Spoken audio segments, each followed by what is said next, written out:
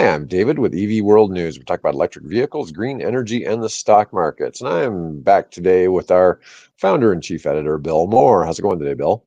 Hey, I'm here. I'm alive. I'm happy. Good, good. It all sounds like you're being optimistic. Probably Ye- something's really wrong and you don't want to talk about it, but that's No, I okay. don't want to talk That's about okay.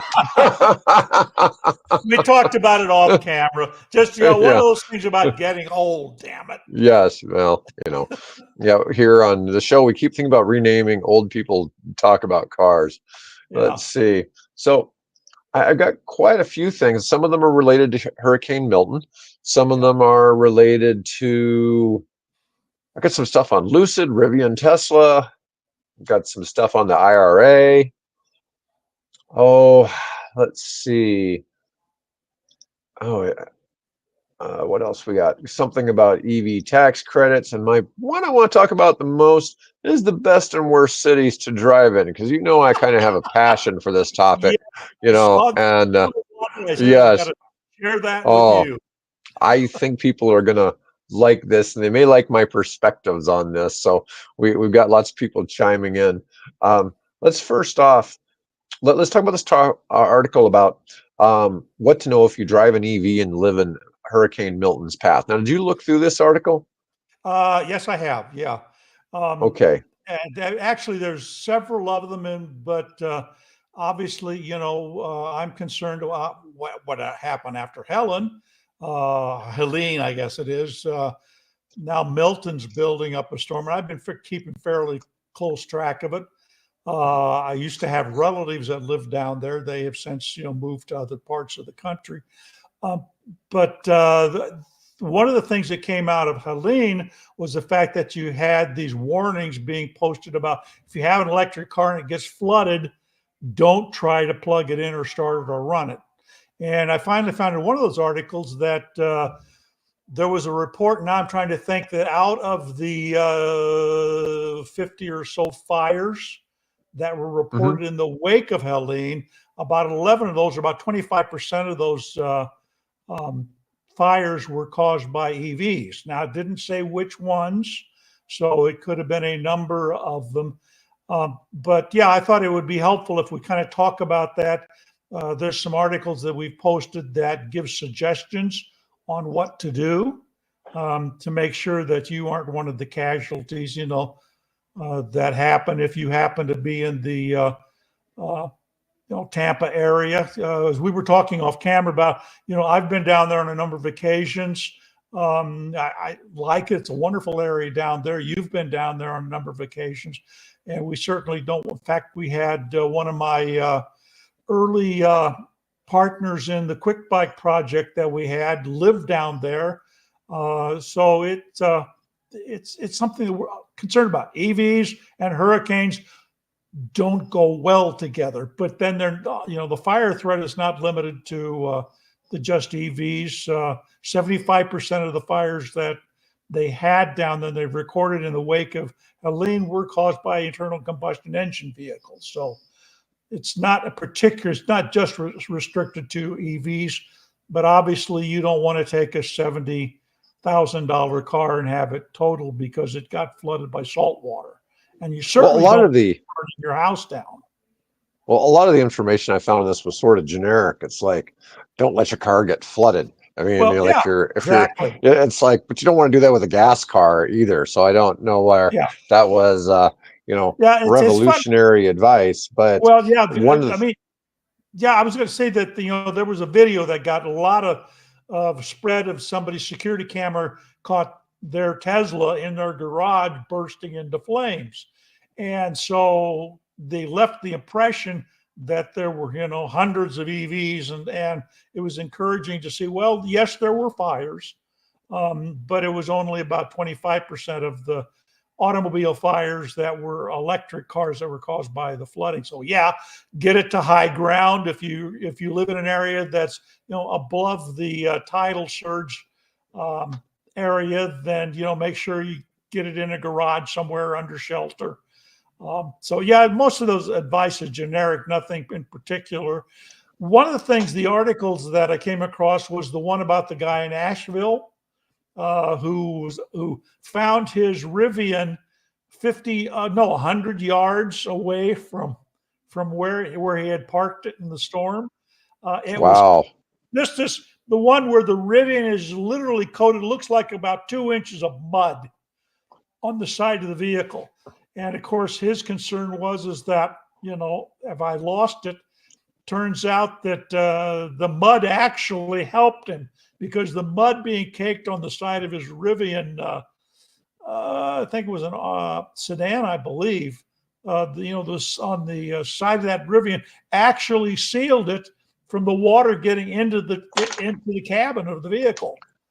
Oh, wow. So he was able to, recover his vehicle, and apparently got in it. Don't know if that would have been maybe the thing I would have done, but I guess you don't have a choice. You it's your vehicle, start it up, see what happens. He started up and it runs fine. So, Nice. There was something here in the Tampa Bay area.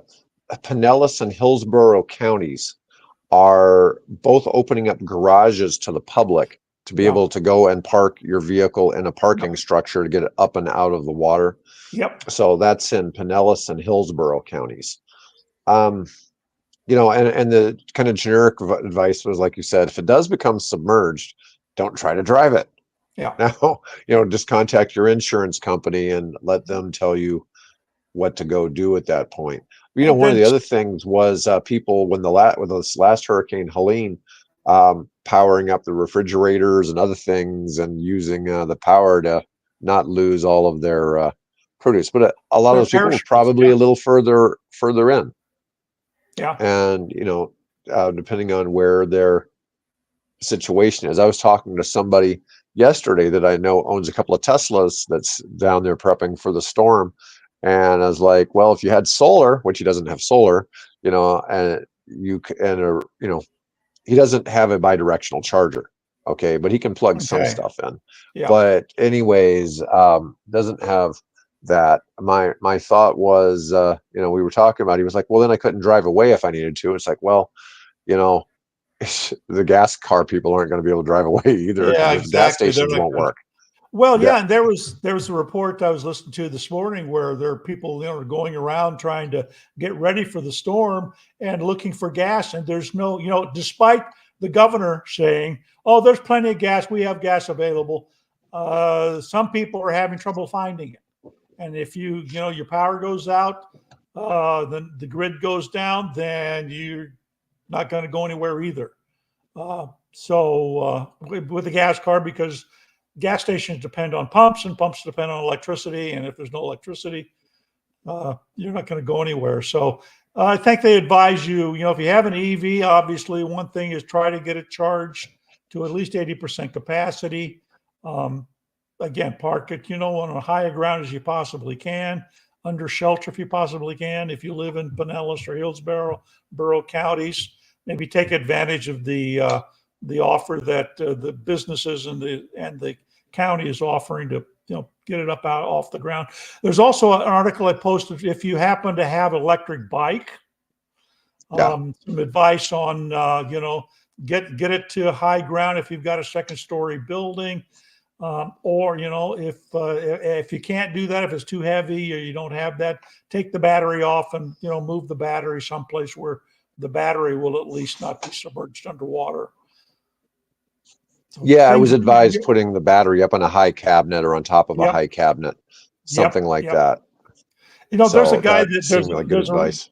There's a guy that does real estate podcast that I've also kind of followed recently, talking about where the water, from the Helene, where Helene hit, and there were people that in neighborhoods there on the coastal area further north of Tampa, where the water was 5 feet deep. You can still see the ring where the water had the tidal surge had put the water up. And and the sad thing is that he was going by a couple of houses that had signs newly remodeled, and there was and there were watermarks 5 feet up the side of the house, and the people apparently for sale signs. what are you going to do? You've got trying to get out of a deal where you've got who knows how much of your money sunk into, and now you got national people advertise, oh, this house has been underwater, Right. and Oh, I especially know. the one that had just remodeled. It's Ah, sad. that's sad. It's real sad to see that happen. I want to move on and talk about the Okay. State Farm article. This one's kind of funny. Now, this is really the article is from a local TV station, but it's about Bloomington and Normal, Illinois. Okay, so it Right. really is specific to the State Farm headquarters Yep. in Bloomington, Illinois. But it made it kind of sound like it was like State Farm's not going to insure cars or something or car parks.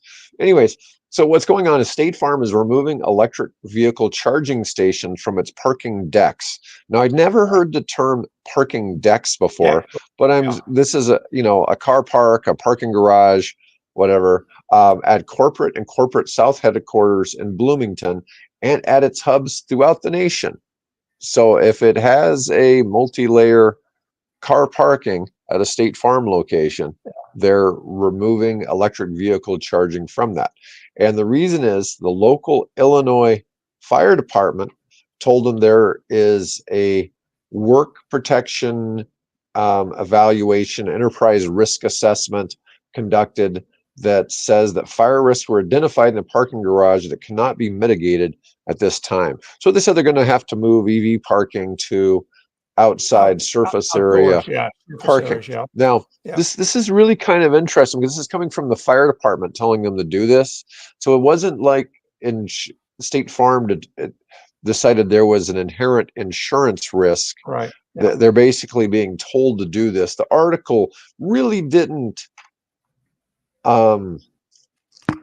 get into the kind of pressure that was being applied by the city to do this, but I thought that was kind of fascinating because we know at one point a few years ago there was parking garages said no Chevy bolts. Yeah. Okay, because there was a problem with fires with the Chevy bolts. That was a few years ago, and Chevy since replaced all the batteries in those Chevy bolts, and the newer ones don't have the problems. What was that? That was probably 8 years ago. It's at been a least. long time, Yeah. 2015, 2016, something like that. I mean, it's been a while since EV fires have really been a problem. This whole thing, though, with the EVs, some of them getting salt water in them and stuff like that, there's been some challenges when we were talking earlier about, the hurricanes, because we're expecting Hurricane Milton to hit Tampa probably tomorrow Yep. night sometime. Yep. And that it's probably not going to be pretty, especially since they just went through it. But anyways, I thought that was kind of interesting about what State Farm was going through. I want to talk about while we're this. on insurance, though, can we point out the confusion over at Geico? Our friend Warren Buffett and Berkshire Hathaway owns Geico, and the impression that people that have bought the Cybertruck, and by the way, I saw my second one this week here in Omaha, that the impression is that they're not going to insure the vehicles. But then Geico comes out and says, "Oh no, we'll insure them." I am seeing so many different reports offering contradictory statements that I wish Geico would come out formally with a statement saying, "Yes, we do. We do insure them." But right now, it's an uncertain exactly whether they are insuring those vehicles or not.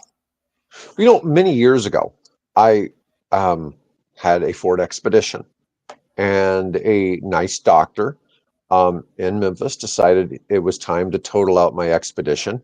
And he got off a late shift, and he blew a red light and just smashed his Acura right into the side of my Ford in an intersection and totaled out my Expedition. So I got rid of that, and I picked up a Chevy Yukon, or GMC Yukon, and my car insurance doubled.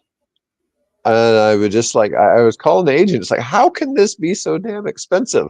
And he's like, well, people who drive Yukons do a lot of damage to other cars. And it was really funny because it was the same exact size as my Expedition. But apparently people who drove Yukons tended to cause a lot of damage to other vehicles. I suspect that as I've looked at the few accidents that Cybertrucks have been in, the Cybertrucks generally aren't damaged too much. The other vehicles are taking a beating. Yeah. Okay, there's not Well, many accidents with them yet, but there have been some. and this was one of the articles that supposedly the reason why Geico is not insuring them is because the vehicles are overweight, basically, that they are outside of whatever the insurance parameters are that they set up for underwriting different types of vehicles. And in this particular case, the Cybertruck is considered outside of the weight parameters that they normally have, I guess, for this type of vehicle. So it could be that it's just, it's a big rolling tank. And now, having seen them in person now, I am still not enamored. I have no clue why anyone in their right mind I said that for years about the iPhone.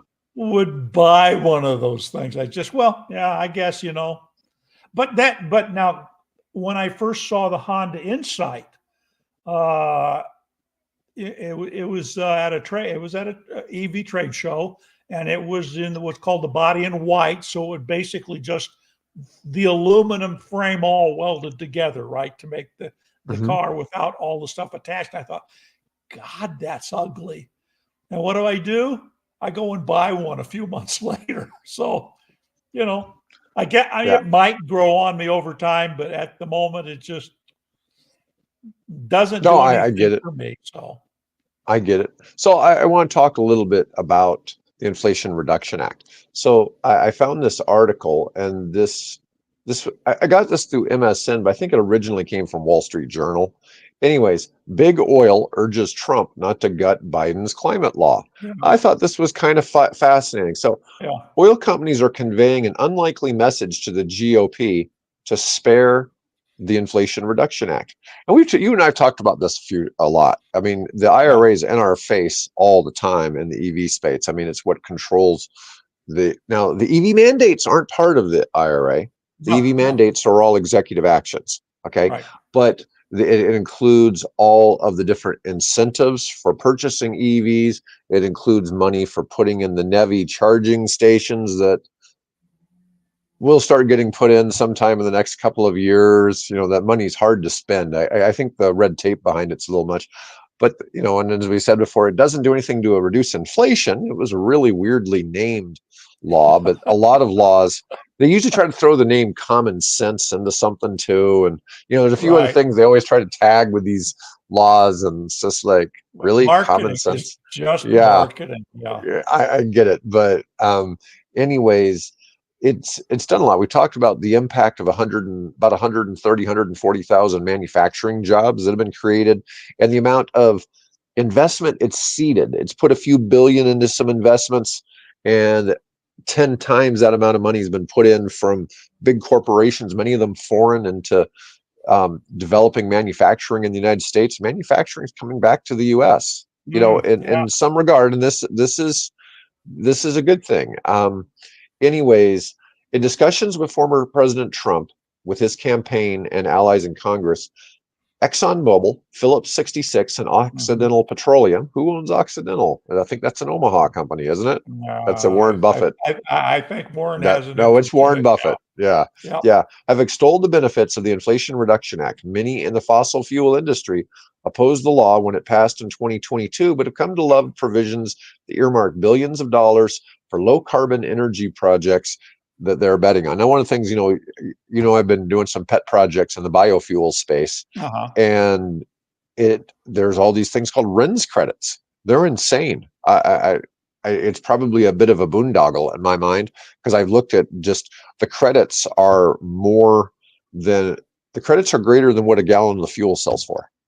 But the idea is that these credits are designed to help pay back for all the research and development that's gone in to making these things work. And there's a lot of investment to start pumping out a dollar's worth of product.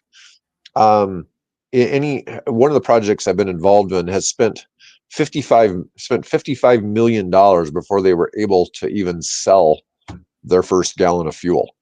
And, so that's, I'm just saying it takes a long time to start seeing that turn into some kind of cash machine with the credits. So it wasn't small dollars. Let's see. Some executives in the largely pro-Trump oil industry are worried the former president, if reelected, would side with conservative lawmakers who want to gut the IRA. They fear losing tax credits vital for their investments in renewable fuel, carbon capture, and hydrogen, costly technologies requiring U.S. support to survive the early years.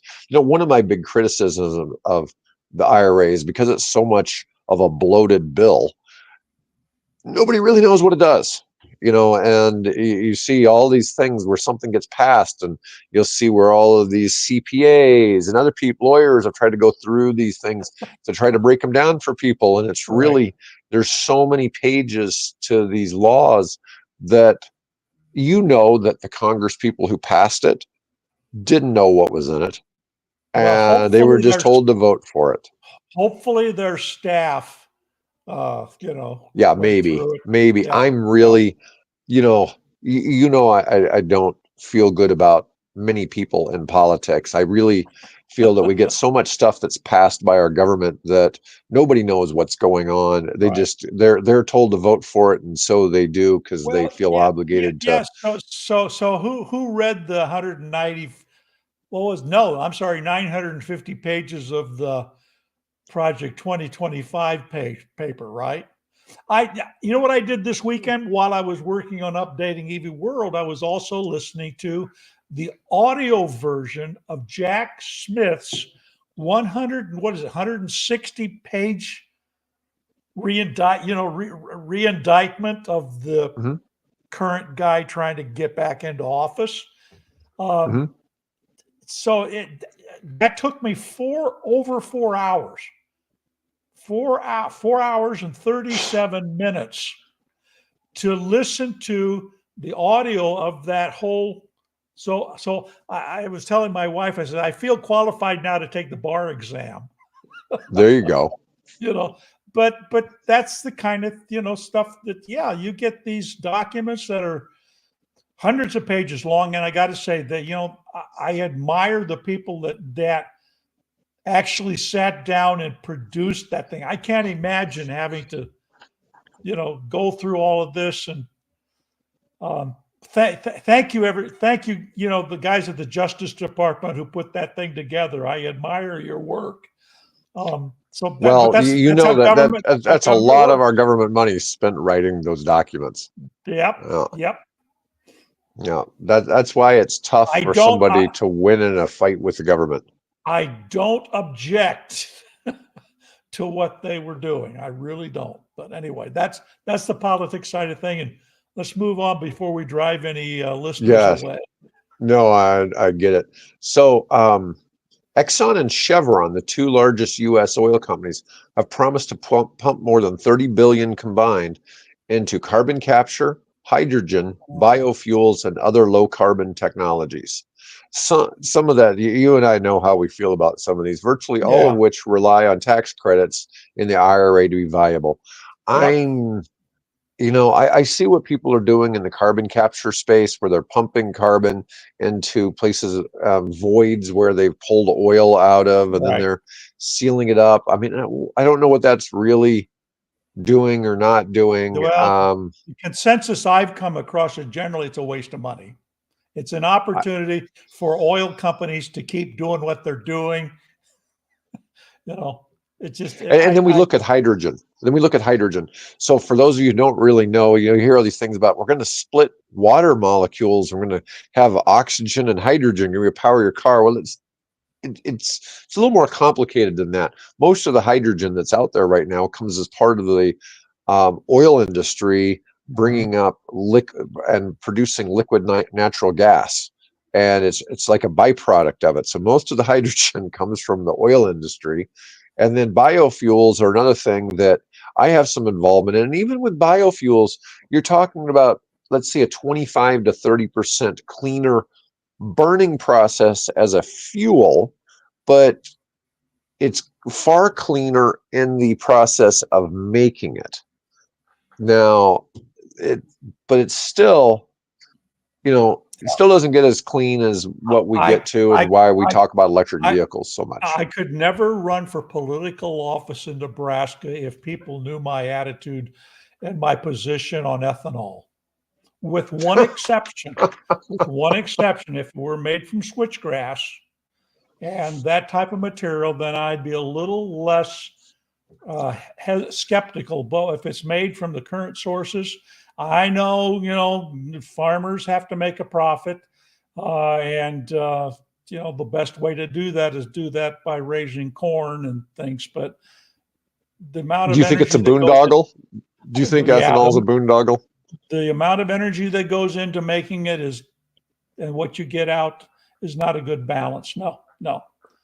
It is weird to see all of the biofuel corn that we have around here. People think about, Nebraska growing all the corn for the world kind of thing. It's like, well, not exactly. We grow all the corn that goes in your gas tank.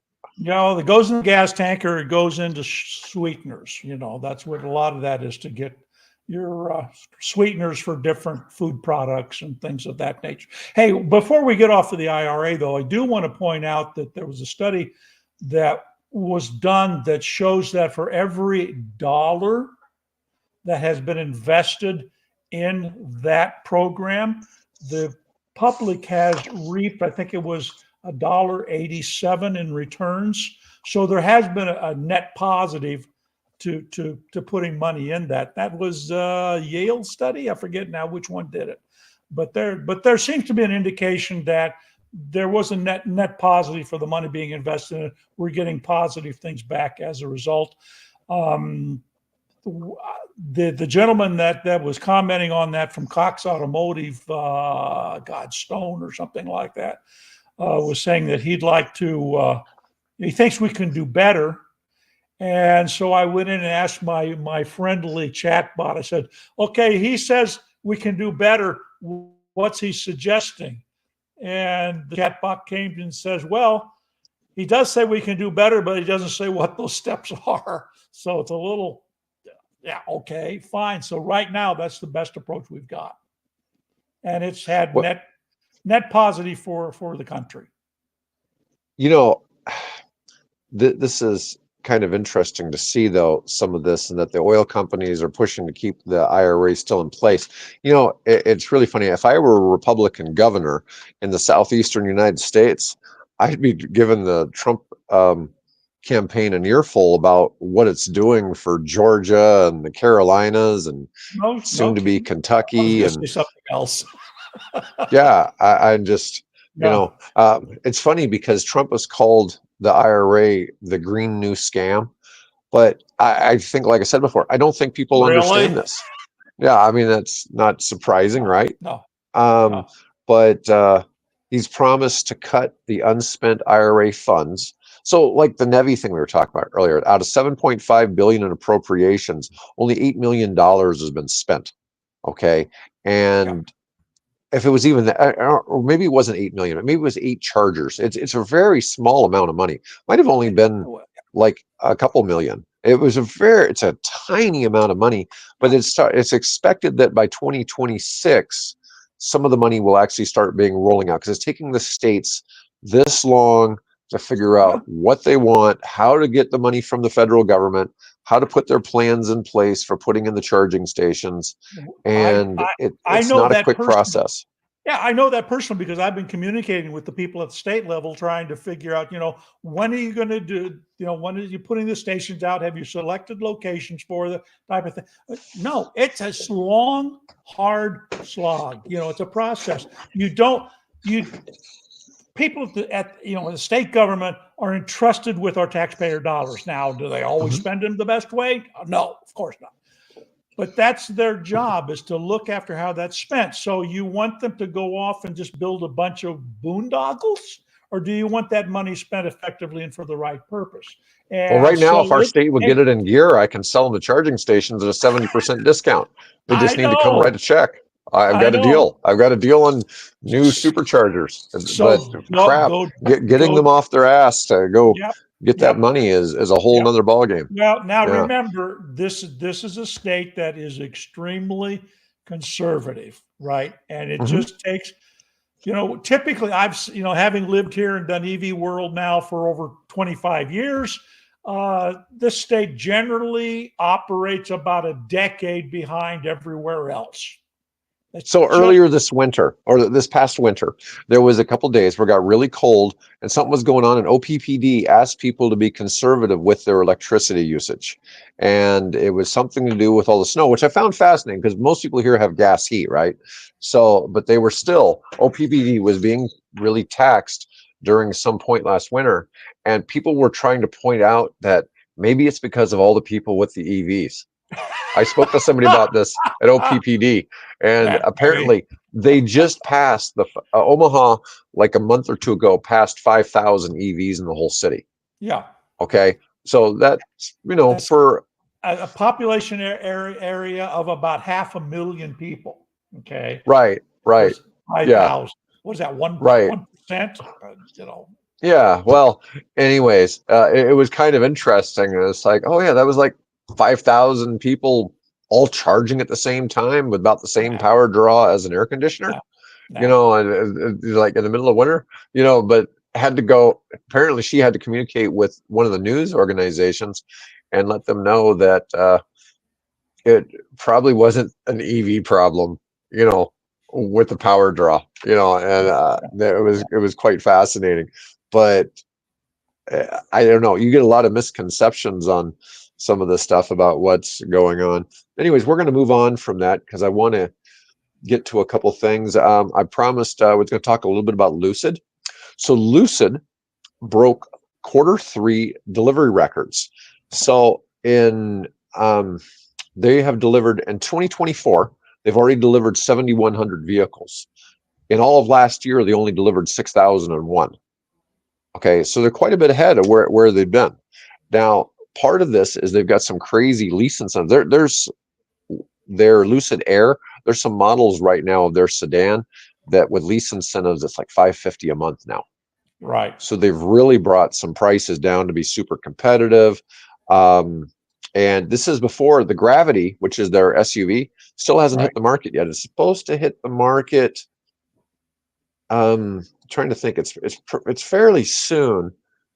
It's supposed to hit before the year is out. There's supposed to be some coming out. I'm sure they have tons of pre-orders, but the company still has 4.28 billion in liquidity. They have a lot of damn cash in the bank. So they're not really hurting. And of course, like I've talked more about Lucid, they're part of the Right. Saudi. I mean, the Saudi Right. royal family owns like 60+% of the company. 60%. Yeah. Yeah. Yeah. So if you're trading the stock and you're some minority investor, even the public part of Lucid is only like 30% of the ownership of the whole company.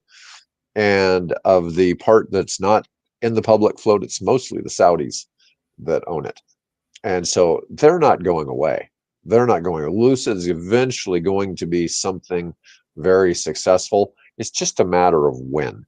And they're one of the, like we talked, we had our friend from Italy, Marco Soriano, on. Right. He has the financial wherewithal. He's going to make it in the business. Okay. Not many companies in the EV space. And the problem always boils down to, do you have enough of a financial runway Yeah. to get to a point where you can be successful? Now, the car business is tough. Okay. So, we've talked about this before. In the United States, there's only 2 car companies that have been around for more than 10 years that have never filed bankruptcy, and that's Tesla and Ford. And that's pretty stunning. Hopefully, Lucid, Rivian, and some of these others, we'll see them stick around Yeah. for a while. But I thought that was good news. Yeah. And at some point, we probably want to talk about Stellantis. they're really having some problems. I mean, there's even talk of trying to. I've seen videos where they were saying, well, they're shutting down the Jeep lines, and the company is shutting down its Chrysler division. They're overcharging for Jeep. When Stellantis took over Jeep, they jacked up the prices, Yeah. and they've done a disservice to the brand. It is a premium brand that's always made money, or has made money for years, and I think Stellantis has done a really poor job. I think they jacked up the price of almost all the Jeep products by about 10 grand right away, Oh yeah. and they just sit. I mean, I like the look of the Jeep. What's the pickup truck? The Gladiator. They're Gladiator. cool looking vehicles, but they start out at like $68,000, and that just seems really unrealistic when you can get a full size like Dodge Ram or Ford Right. F-150 or something like that Yeah. for less money. Yeah, particularly since when I was growing up as a teenager, there were advertisements in magazines and comic books and things like that where I could buy a surplus Army Jeep for $500. Oh wow, the Yeah. old Willis. Yeah. Yeah. No, not the Willis. Yeah. This was literally surplus Army World War II Jeeps. Well, that's who made those. $500. Wasn't it Willis that made those? Or Well, Willis, Willys? yeah, but I think they were Ford built some of them too. Oh, So Ford made them too. Oh, okay. yeah, yeah. Yeah. You didn't have to send it piece by piece in the mail like Radar O'Reilly did in MASH. Hey, by the way, there is a company in the Philippines that actually does build replicas of the original World War II Willys, and it gets assembled and put into a crate, and then you get the crate and you unpack it and you put your car together. Oh wow. So, yeah. Wow. That's pretty fascinating. I've seen those pictures of the Jeeps being shipped in a crate all over the world. We used to ship those to the Soviet Union during World War II and Oh yeah. stuff like Yeah. that. And they all shipped in that crate, and you Yep. took everything out and pieced it So I together. think all that tooling ended up in India. Oh wow. Let's see. All right. So I had this article that was from Motley Fool. I thought that was kind of funny. It says the smartest electric vehicle stocks to buy with $1,000 right now. I don't put a lot of credence in the Motley Fool, but it is sometimes to read them. But it was funny because they only picked Tesla and Rivian, Yeah. and it was I have kind of a Rivian. yeah. Um, And it's well, down. it was just, yeah, but the thing is, I think it's something good to hold on to long term. Rivian's got good Oh yeah. prospects, Yeah. and you know, besides, for those of you who haven't heard me really talk about this or really don't know much about Rivian, besides the two retail-facing vehicles, the R1T and the R1S, they also have the Amazon vans, and they have only delivered something like 12% of all the Amazon vans they're Mhm. supposed to deliver, and they've delivered like 12, 13,000. They're supposed to deliver 100,000 over like 10 years, something like that. I mean, so they've got built-in business, and then on top of that, their vehicles sell pretty well. They're high quality, safe vehicles, and they Yeah. have the new R2 SUV coming out, which they've already had what, like 100,000 pre-orders. It's a crazy Yeah, amount of and they pre-orders and they've they had for it. yeah, and they that's going to be built apparently at the Georgia plant, and they have taken steps here this week to get that construction project. They're looking, I think, at about 2027 for that vehicle to start being manufactured out of the plant in Georgia, which kind of got stalled as they were trying to restructure and get their finances better in line. Yeah, I mean, if you Well, give and me a then you look choice at the between a $5 billion. Rivian, Well, I was going to say, if that's you mix that in with the $5 billion investment from Volkswagen into a software joint venture with right. Rivian, I mean, you just got a lot of things going on for the company. Yeah, yeah. What were you going to say? So, You're giving your choice of what? give me a choice between a Rivian and a Cybertruck. I'll tell you which one I'll take in a heartbeat, and it ain't the Cybertruck. So, yeah. But the Rivian just looks like a truck, okay? And the Cybertruck looks like something from outer space. Okay, it looks like Yeah. aliens invaded our planet with their own their own pickup trucks. Okay, so I mean, it's just a different.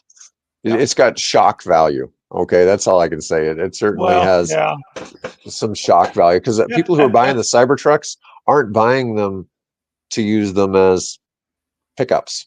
No, so it's at least not the same way. It's an expression of their personality or their views, personal view of life or whatever. So yeah, I can understand that. Stuff I like, other people won't like, but yeah. All anyway, right, so now we're moving on to our top story of the day: the best and worst cities to drive in 2024. Okay, and Bill and I, we've had weird discussions on this topic, because the fact that I used to be, before I moved to Nebraska, used to be of the belief that you drove a car till somebody totaled it out for you. Basically, that was my experience. Is that, and I lived in Memphis for 20 years before I lived in Nebraska. I lived here for a little over 10, and here, never been in an accident. I've seen accidents here, but they're really rare. And I was just like, but in Memphis, I'd see accidents all the time. And if I go back down there, I pretty much have a near-death experience every day I'm there. And it's just different. I mean, we have very stress-free driving in Nebraska. But so there was this ranking, and I'm going to go through this. I'm going to pop this up on the screen, because some of this is a good chart, and it's kind of fun to see what it's showing here. Yeah, I came across this and had to share it with Dave. Yeah, because he knows, because we've talked about this a couple times. Because like, man, my car insurance is so much lower here, and so many things. So, anyways, these statistics rank cities based on a bunch of cost of ownership and maintenance is an interesting factor, traffic and infrastructure, safety, and access to vehicles and maintenance. Now, I wouldn't imagine that. I guess I've always taken for granted you can go buy a car somewhere, but so apparently overall, number one was Raleigh, North Carolina. And it doesn't rank, it ranked number 2 in cost of ownership and maintenance. So apparently there's a lot of cheap mechanics in Raleigh, is all I can imagine. But it's kind of interesting to see. But then we get down to the number 2 city is Boise, Idaho. Okay. Now, cost of ownership. Now, this is rating 100 cities. This is fascinating to see where this top 100 is, because I'm going to show some of this in a minute. But Boise is ranked number 1 in safety in the country, and that was enough, even though it was number 81 in access to vehicles out of 100. Yep, you lost the audio. There you go. Yep. Even though it was number 81 in one of the categories, it still was good enough to rank number 2. And as you go through these others, Corpus Christi didn't rank particularly high in anything. Greensboro was number 1 in cost of ownership. But when we get down here to one that's kind of relevant to us, number 13 was Lincoln, Nebraska. Now, Lincoln is a city that is about half the size of Omaha. Okay. It's the second biggest city in Nebraska, ranked 18th for cost of ownership, 52nd for traffic and infrastructure. To be fair, it's hard to get around in Lincoln. It does not have a great system for getting through the town, other than, going down I-80, and part of it, but that doesn't really get you around the town. It's slow going through most of the city. And it ranked 89th in access to vehicles. So I guess it doesn't have a lot of places to buy a car, but it ranked number 12 in safety. Now, our dearly beloved Omaha is a little further down the list. Oh, we ranked like 42nd overall, so almost middle of the pack, which I found kind of fascinating. It said 25th in safety. But anyways, I'm going to scroll down a little further down the list to where the worst ones were.